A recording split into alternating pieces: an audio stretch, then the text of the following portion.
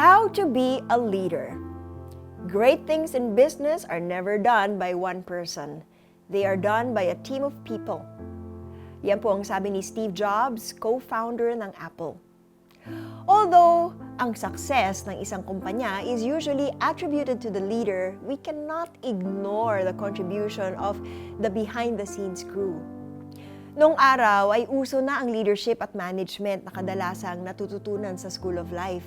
Yung lumaking nagmamatyag sa gawain at nag-hands-on training at tumatanggap ng wise counsel sa mga nakakatanda tungkol sa kung ano ang dapat gawin. Take the case of Moses, who learned from Jethro, his father-in-law. Na-observe ni Jethro ang pamamalakad ni Moses sa kampo. Inabot na ng gabi ito dahil sa dami ng mga lumalapit at humihingi ng payo sa kanya for judgment. Ano bang ginagawa mo sa mga tao? Bakit mag-isa mong ginagawa ito at ang mga tao ay maghapong nakapaligid sa iyo? Ito ang tanong ni Jethro kay Moses. Si Moses ang pinili ni Yahweh upang maging leader ng Israelites at siya rin ang nakakaalam ng kalooban ng Diyos.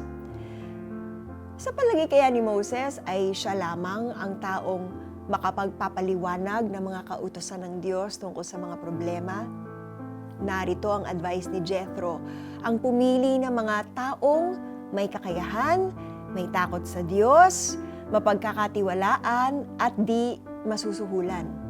At sila ay magiging tagapangasiwa sa libo-libo, daan-daan, 5-50 at 10-10. Si Moses ang magiging head ng kanyang mga tagapangasiwa at ang mabibigat na kaso lamang ang ihaharap sa kanya. At nabuo itong isang justice system and what could be one of the world's first organizational charts. Kahit anong galing ng isang leader, hindi niya kakayaning patakbuhin ang kumpanya ng walang inaasahang iba.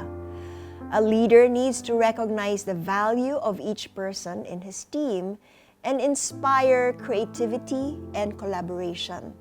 This will make the work easier to do, with the team accomplishing the ultimate goal and finding success. Let's pray. Lord, thank you for making me a leader. Help me to inspire people with wisdom that comes from you. In Jesus' name I pray. Amen. Bakit hindi ka maglista ng 3 action items na makakatulong sa iyo to avoid burnout and become a better leader?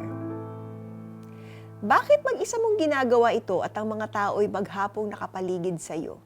Exodus 18 verse 14. Ako po si Miriam Kiamao Roberto. May God bless you.